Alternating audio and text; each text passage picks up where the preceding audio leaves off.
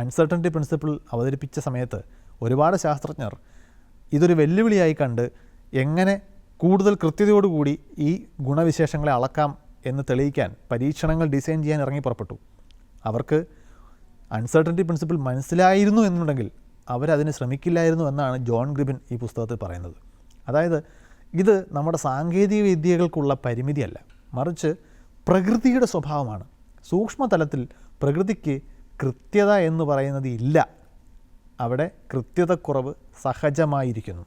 അപ്പോൾ ആറ്റത്തിന് ചുറ്റുമുള്ള ഇലക്ട്രോണുകളെ ചൂണ്ടിക്കാട്ടി ഇലക്ട്രോണുകൾ ഇപ്പോൾ എവിടെയാണ് ഉള്ളത് എന്ന് പറയുന്ന ശ്രമം അല്ലെങ്കിൽ ആ ചോദ്യത്തിന് അർത്ഥമില്ല. ഇലക്ട്രോണുകളെ നിങ്ങൾക്കങ്ങനെ ചൂണ്ടിക്കാണിക്കാനാവില്ല.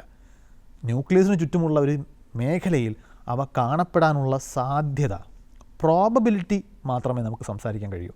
ഇത് ഭൗതികശാസ്ത്രത്തെ മോഡേൺ ഫിസിക്സാക്കി മാറ്റുമ്പോൾ സംഭവിച്ച ഏറ്റവും വലിയ ഒരു അടിസ്ഥാനപരമായ മാറ്റമാണ്.